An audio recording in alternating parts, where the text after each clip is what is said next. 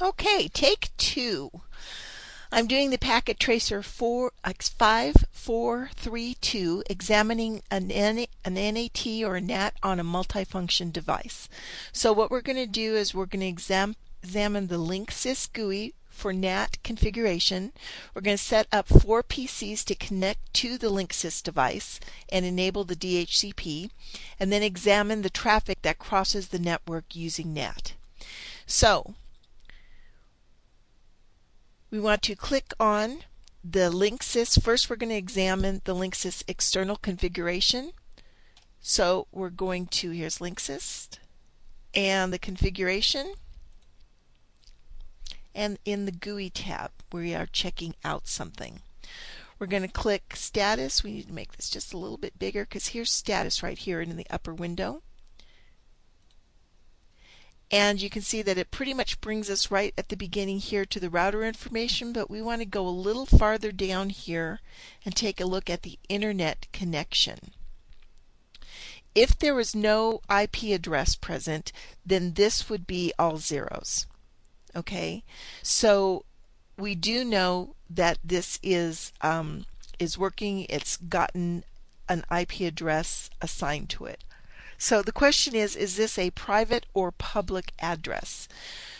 To be perfectly honest, I'm still very, very confused by this, but I am guessing that it is a private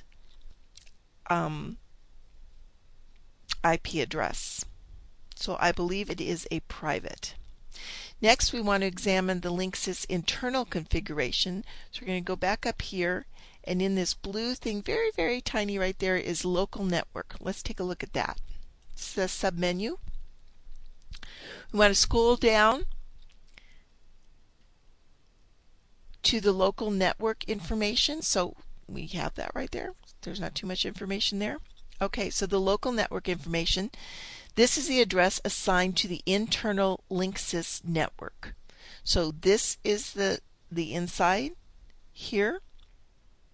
And then the DHCP information and range of IP addresses that can be assigned to connected hosts. So you can see this is 100, and the end one would be 149. So it has 150 addresses that it can assign internally.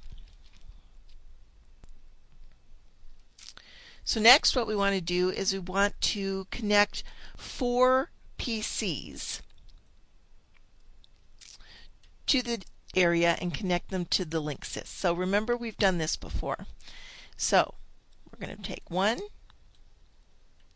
2, 3, and 4. We're going to connect them with a straight through cable. So what we want to do is connect it by fast Ethernet. Connect 1. Now it'll take just a few seconds or minutes because my computer is slow to get these to actually connect and work. They will turn green. Right now you see that they're orange. Okay, but they will turn green. So we're going to wait for them to turn green. There's one. So when it's turned green, we're going to use the Config tab to enable each device to receive an IP address via the Linksys DHCP server. Remember, we did this before. So we're going to go in here. We're going to go to Config. We're going to change, we're going to fast Ethernet, fast Ethernet, and we're going to switch the IP. And look, it automatically assigned us an IP address and a subnet mask. Good deal. Oh good, they're all working now. So we'll go into here, Config, Ethernet, change to the DHP 101. So see, it assigned us what we just saw from 100 to 149. So it's assigning at the beginning 100, 101. This one should be 102. And this one. Config, Ethernet. So static would mean we'd assign something to it ourselves, but when we DHCP, it automatically assigns it. Okay, there we go. So we're going to check the IP configuration of each PC using the ipconfig all command in the command prompt. So what we're going to do, we'll go back to 1, go to the desktop command. We want IP space dash all, and you can see how it's set up. There's the physical MAC address, the IP address, the subnet, the default gateway, and the DNS servers. All right. Remember that was 100. This one should be 101. We're just making sure that they're all coming up correctly. Space all, and it gives us all the information. This is 101. This should be 102. It'll confirm.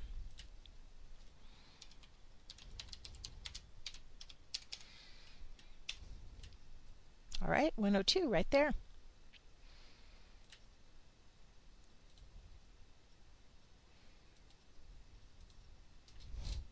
IP config space, gotta spell it all. There we go, in 103.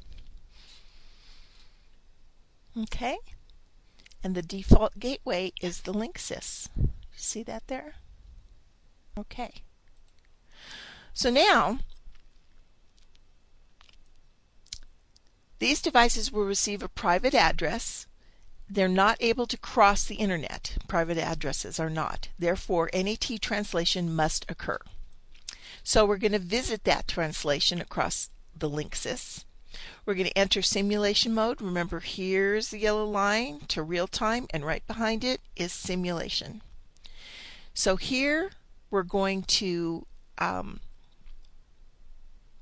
view the traffic by creating a complex PDU in simulation. So from here, edit the filters. Remember how we do that? Edit filters. We're going to take away all of them, but we do want to keep the TCP and the HTTP. So TCP and the HTTP, we're going to keep those. All right. Now we're going to add a complex PDU by clicking this open envelope, and we're going to click this as the source. Whoops, didn't do that. Let's do it again. Click my envelope. There it is. Drag it over. We're going to stick it as the source. And under the PDU settings, it should be set to HTTP. So we're going to go down and go HTTP. And then we're just going to go right over here for our destination is going to be our ciscolearn.nat.com, our server. And the source port here should be 1000. Okay. Also under the simulation settings, we want to select the periodic at 120 seconds. Create the PDU by clicking the box Create.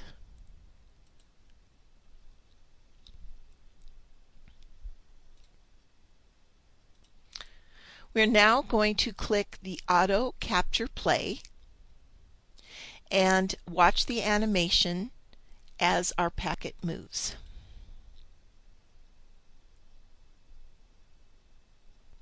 And also watch this here. There we go. Our PC1 goes to the wireless router.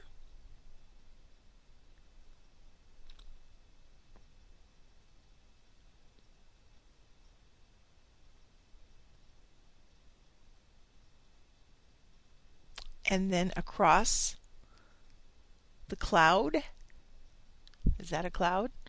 Over to the server.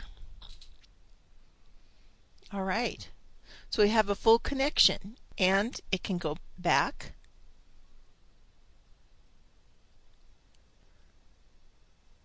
through the Linksys and back down to PC1.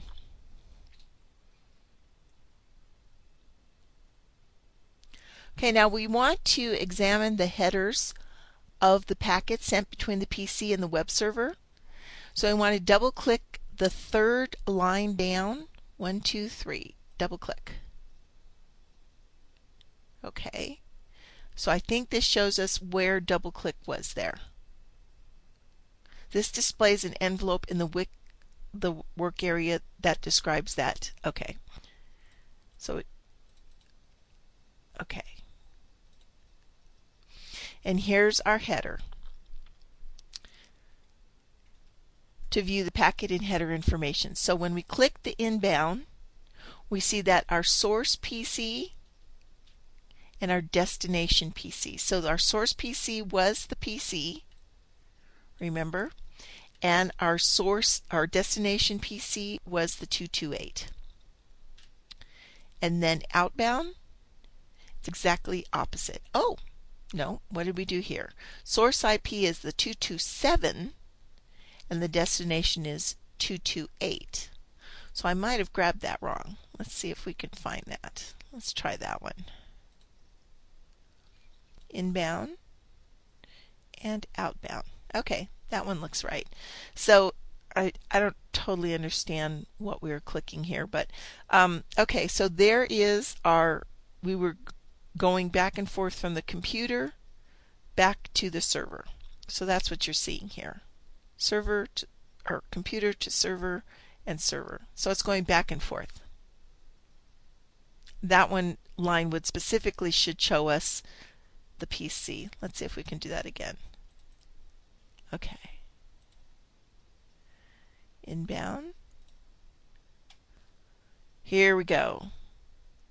So inbound, computer to server, outbound, I don't know, 227 to 228. So something's going on there.